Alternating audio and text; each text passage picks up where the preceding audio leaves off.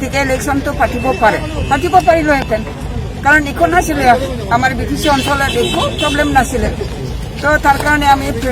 preparation লৈছিলোঁ সাজু আছিলোঁ কিন্তু চৰকাৰৰ ফালৰ পৰা দেখিলে যে চিটুৱেশ্যনটো বেলেগ ধৰণৰ হ'ব বিটিচি এৰিয়াটো এফেক্ট হ'ব পাৰে এইটো চিন্তা কৰি পেলাই ইলেকশ্যনটো মানে ডেফাৰ কৰি দিলে কেঞ্চেল কৰি দিলে কিন্তু কোড অফ কণ্ডাক্টটো